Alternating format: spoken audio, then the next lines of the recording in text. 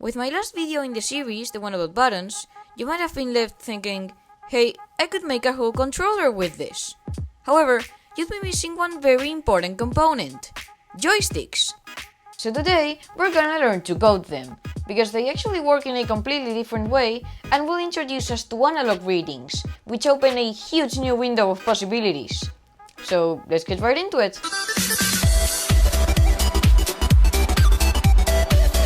So, most Arduino kits come with this joystick module, called the KY023.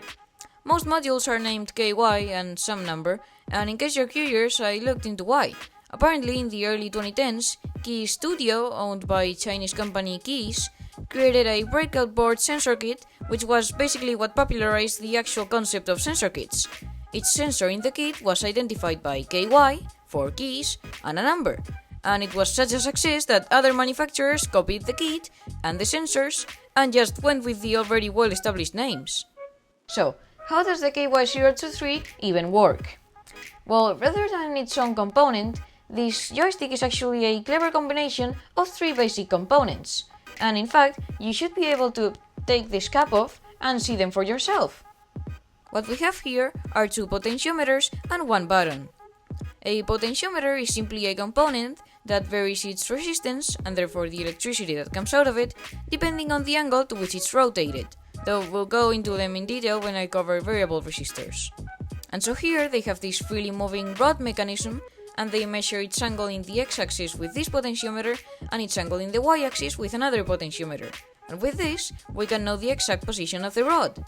And then finally we have a button here, which, when you push the joystick, gets pressed by this plastic piece. It actually reminds me a lot of the one in mouse wheels. But we already know our buttons. The interesting part here is how we can actually get the angle into our Arduino, because it's actually gonna use an entirely new type of signal. We've already seen on-off signals, digital, and rapidly oscillating signals, PWM. But this is neither of those. It's a smoothly varying, continuous signal, a voltage that could take on any value. And we call this type of signal analog.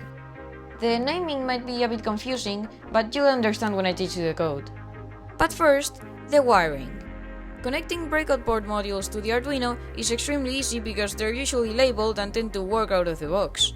And in this case, we have GND and 5 volts, I don't think I need to explain those, VRX, which stands for voltage of the resistor of the x-axis, or variable resistor of the x-axis, or voltage relative to the x-axis, who knows. There isn't really an official schematic, but you get the message. Then VRY, which is the same thing but for the y-axis, and SW, which I guess stands for switch, and will give us the output of our button. Now, to connect these kind of modules, I find it much cleaner to wire them directly to the Arduino through male-female DuPont cables. However, if you only have jumper wires, which are male-male, you can also plug the joystick into the breadboard and wire it from there. It's a bit more awkward, but it'll work. So, we are now in the IDE, and guess what's the first thing I'm gonna do? Exactly, set our pin modes.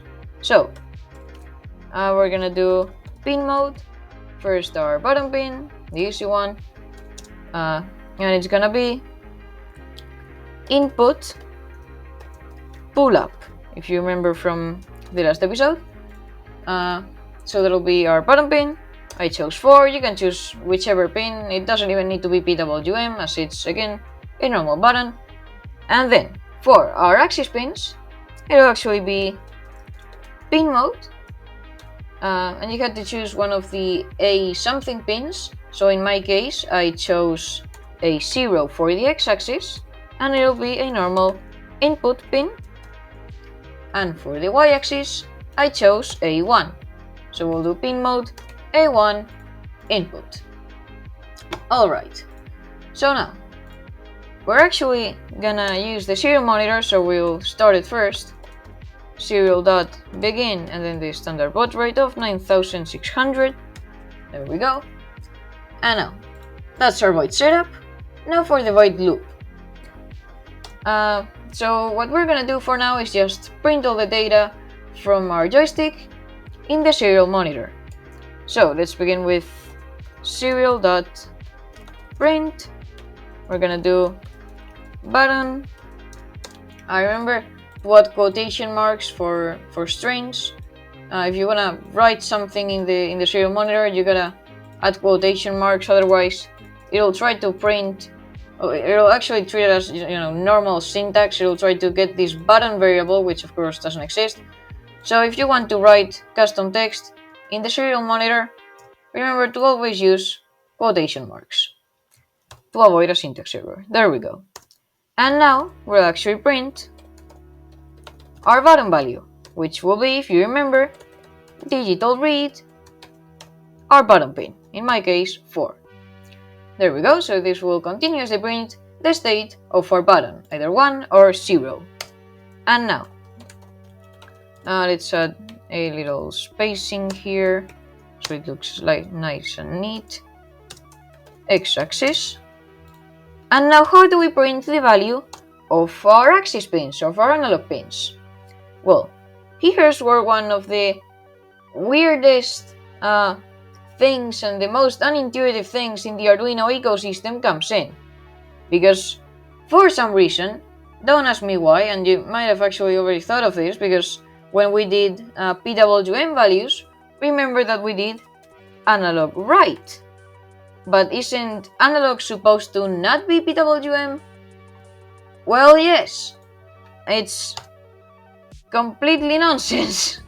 For some reason, the command for writing PWM signals is analog write, but the value for reading analog signals is analog read. So the read command is right, but the write command is wrong for some reason. But anyway, the fact is, analog read will actually give us an analog state. So this will read, for example, the value of the A0 pin. Why isn't it the same for analog write? Well, first, because the Arduino doesn't have actual analog write capacity, and second, I have no idea. In my opinion, for PWM it should be PWM write. But what did I get highlighted? What kind of library is that anyway? But this doesn't exist for some reason. I don't know why. It's annoying, but it is what it is. Again, so to print the value of our analog pins, we'll do serial.print and then analog read A0 for the x-axis, and now same thing for the y-axis, analog read A1 this time, my y-axis pins, and we'll actually set it to print on, so it'll enter a new line, and we should be able to now upload this. So let's open our serial monitor over here, and we should be able to see, there we go, our joystick data being printed. So as you can see, the y-axis are at around 500, which is the neutral value in the middle, and if, for example, I raise the x-axis upward, it will turn to 123, which is the limit, and if I move it down, it will become 0, and same for the y-axis. If I move it left, it will be 0, and now if I move it right, it will be 1023. It can be any value in between, smoothly varying as any good analog signal, and we can vary both at the same time. There we go, fun stuff. And the button, of course, works like any other button: 1 for low, 0 for high, oh, not low or high, yeah. 1 for unpressed, 0 for pressed. There we go, pressing our button. So, very nice, we now have a way to get the values from any joystick. Now, it would be a crime to teach you joysticks without letting you play a little game with them. However, making a video game is far more complicated than anything we've done so far, and isn't really something you do with an Arduino.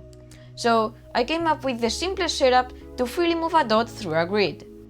It'll still be a tad harder though, so if you feel like it's too much to take in, don't worry. Just rewatch it if you need to, or keep watching the tutorials and come back when you feel like you've developed a bit more intuition. Still, I'll try to guide you through it as clearly as possible. Alright, so we are back in the IDE with a fresh new sketch, and this time we're actually gonna start by introducing some variables we're gonna need. The first of which will be an array. Now, what is an array? Well, it's a data type we use in programming which simply contains more than one item. So for example, we could have an array containing, say, 1, 5, then a 4, a 3, then a 7, then a 0, and this would be an array of numbers. And we specify it with this little special bracket thingies. And to get an element from an array, we need to specify its index. And we also do that with this symbol. So array, and then inside here we need to specify the index. And it actually starts from 0, not from 1, which means that this 1 will be at index 0, at position 0. This 5 is at position 1, this 3 is at index 2, this 7 is at index 3, and this 0 is at index 4. Which means that if we do, say, array 3, this will return R7, because it's located at index 3 of our array. But you could also have an array, instead of numbers, of strings, for example. So you could have hi, hello, and subscribe. The code says so now. And so if we did array 0, this will return hi. So yeah, easy enough, a very versatile type of data. So now that I've taught you what arrays are, I'm actually gonna tell you that we're gonna use a 2D array. But don't worry, it's actually not much more complicated. Simply, instead of having a 1D list of items, we're actually gonna have a certain number of rows and a certain number of columns. So let's actually introduce our array. For our purpose, we could actually do an array of booleans or of any numbers really. But I'm just gonna do int, and I'm gonna call my array r. So this will be an array of integers, remember, so whole numbers. And now we need to specify its dimensions. So I'm gonna have 8 rows and 8 columns. So this will create an array of integers with 8 rows and 8 columns, a 2D array. And we're actually going to initialize by filling the entire thing with zeros. And to do that, we simply need to do curly braces, 0. That's it. Semicolon. So this will create a 2D array of 8 by 8, so 64 items, all filled with zeros. And this is going to be the grid we're going to use for our little video game. So 64 places our dot can be in. Now, the next variable we'll need will be the x position of our dot, its position in the x-axis. So we'll do int posx. We'll initialize it as, say, 2, so it'll start at position 2. And then same thing for the y-axis, pos y. Let's do 2 as well, why not? And now, when coding this kind of thing, you might actually run into a little problem. Because what you might do is say, well, if you move the joystick up, move my character up. The thing is, the input from the joystick is continuous, which means that as soon as you move the joystick up, it'll move the character up like infinitely many times, as many inputs as you get, and that's pretty fast. So we'll actually need to add a cooldown. And to do that, I'm actually going to introduce 2 more variables, which will be last update x, we'll initialize it as 0, and last update y, which will also start at 0.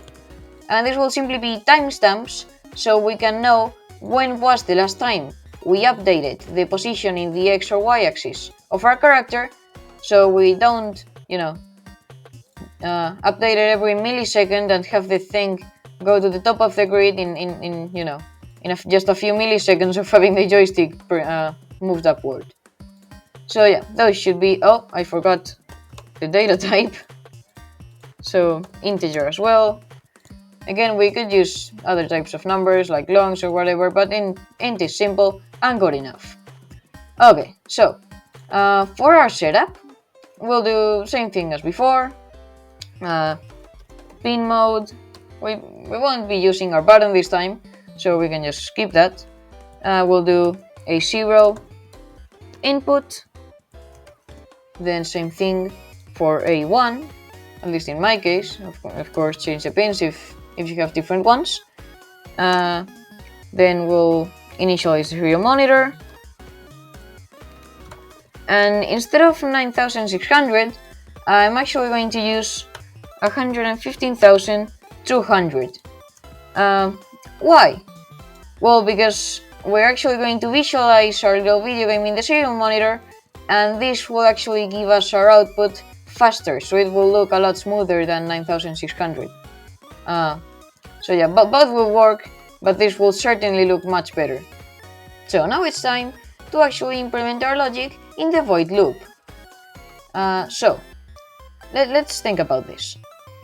When do we want to move our dot right, for example? Well, when we move the joystick to the right, but also when it's not already at the rightmost position, and also when it's been long enough since the last update in that axis. So, which means that we're gonna have 3 conditions at the same time.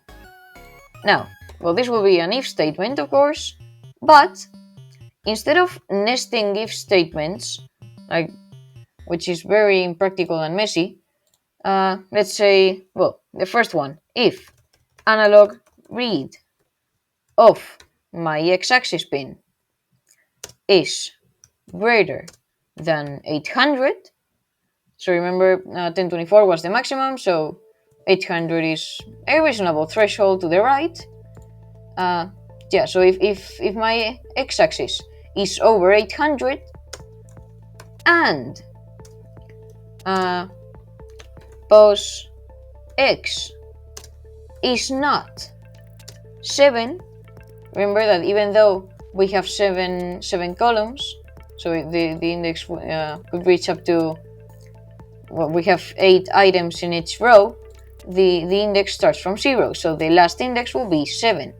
So, as you can see, we used these 2 AND symbols, and this simply tells you that both of these things need to be done at the same time for the condition to be true, for whatever you put inside this if statement to happen. So you need both at the same time. Nice. And the third condition will be the timestamp. So let's say we actually are going to need a new command for this, and this will be the millis command.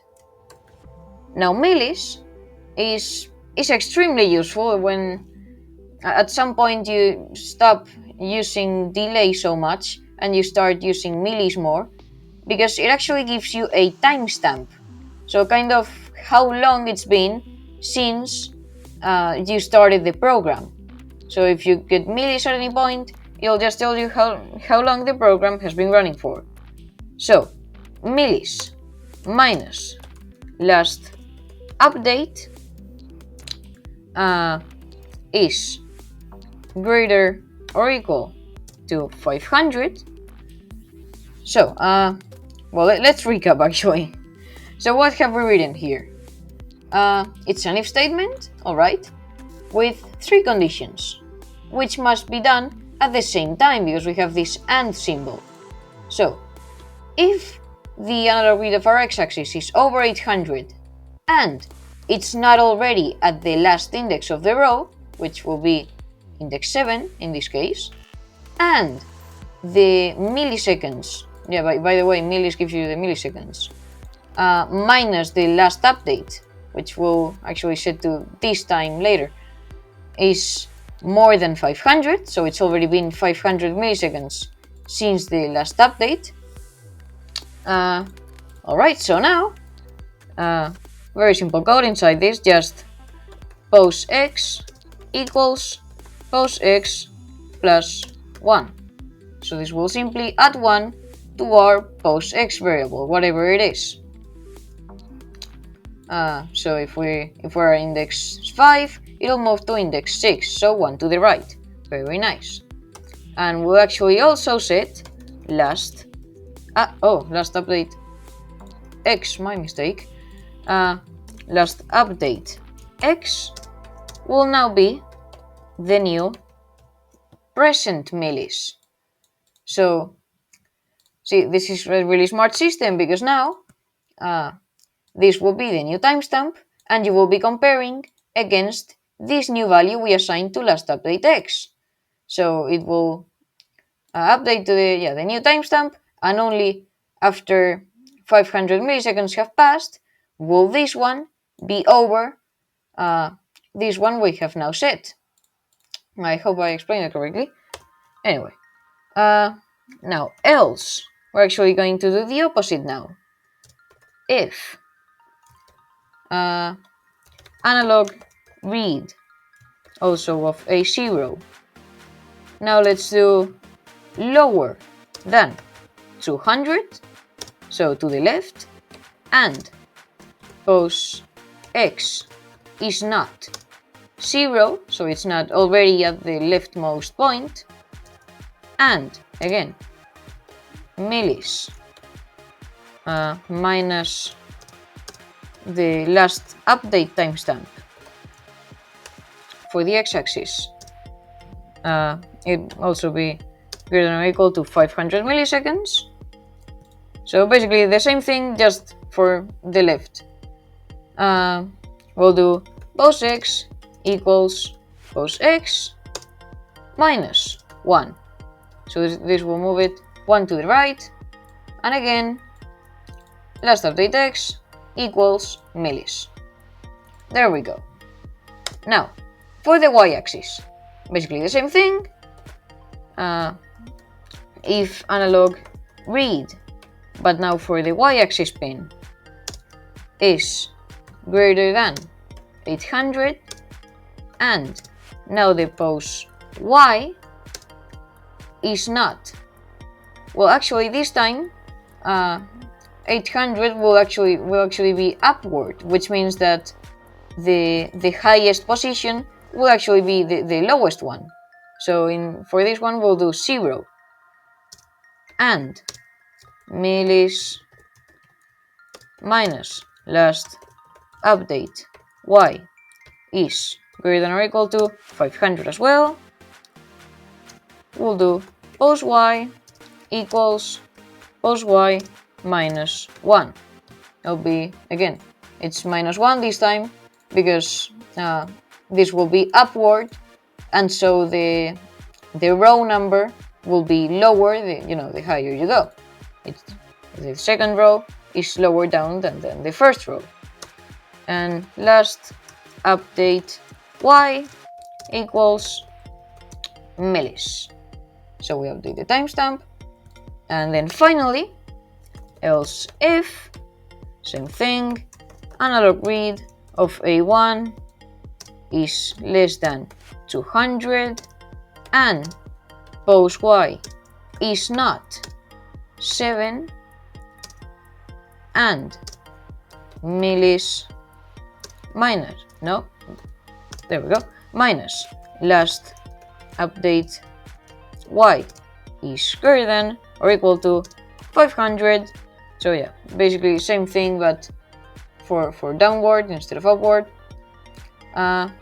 Pose y equals pose y plus 1, and again we update our last update timestamp.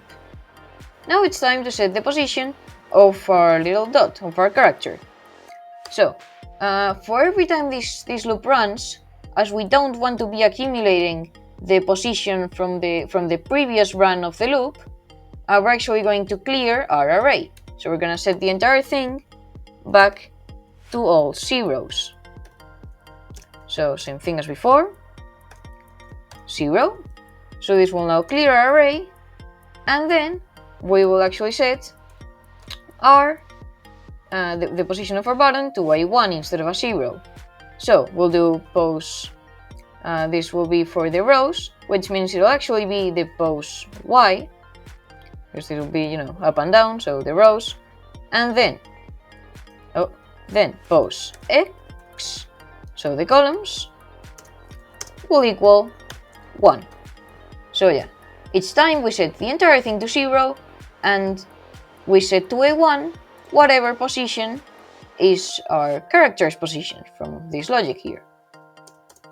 So now we run into a little problem, because you cannot print this array in the serial monitor. If you do serial.println R, this will give you an error, because Arduino is not able to print arrays for some reason. So we're actually going to have to do a little workaround, and we will do that with for loops. It might be a bit too many concepts to introduce in a single video, but bear with me. So if you've done coding before, you might have already run into loops. They're really handy pieces of code. They simply run a piece of code a specified number of times. And a structure for a for loop in Arduino is as follows. So first, we introduce a variable. We usually call it I think it's for index. And let's set it to 0, semicolon. And now we need to set a target value. So I is less than or equal to, let's say, 20. Then another semicolon to separate the next thing. And then whether the variable increases or decreases. In our case, it needs to go from 0 to 20, so it increases. So what this means is, we introduce a variable that's 0, and it needs to reach 20 for whatever we put inside this for loop to stop running. And so it will increase, and yeah, it will increase, it will go from 0, then 1, then 2, then 3, then 4, until 20. And every time, it'll do whatever we put inside this for loop. So whatever we put in here will run 20 times. Well, actually 21, because it will start with 0, and because we did or equal to, this will also be included. But anyway, we're actually going to do a little trick here, because as far as I know, there isn't a function to clear the serial monitor. So if we just printed the array every time, however we managed to do that, it would only print like a whole feed of arrays, just one directly after another, and it would make no sense, and it would be very confusing. So we'll actually do, before we print our array, serial.println nothing. So as println makes a new line, we're actually going to print every time 20 completely blank lines before our array. It might be a bit of a workaround, but I guess it'll work. So yeah, this, before we print our array, 20 blank lines, so it's the only thing we see, and it actually looks nice. Okay, so now we'll print our array. But I keep saying we're gonna print an array, while I just said that we cannot print an array. So how are we going to do this? Well, as you might have guessed, we're going to use another for loop. And now this will be for int. I want it to run, so I want to print the items individually, which is the most that the Arduino will be able to manage. So, as we need to print each one individually, we need to run once per row, and in each row, once per column. So the first thing we'll do is int r for row, r less than 8, r plus plus. Because we have 8 rows. No, we need to initialize it. Hold on, there we go. R0, r less than 8, r plus plus. We have 8 rows, and I did less than, because if I did less than or equal to 8, it would include this 0 because it starts as 0, so it would run a total of 9 times, and we don't have 9 rows, so less than 8 instead of less than or equal to. We technically could also do less than or equal to 7 and begin this as 1, but for educational purposes, why not? Let's just do less than 8. There we go. And so inside this, we need to run once per every column as well. So we'll nest another for loop, int c for column equals 0, c, again less than 8, c plus plus.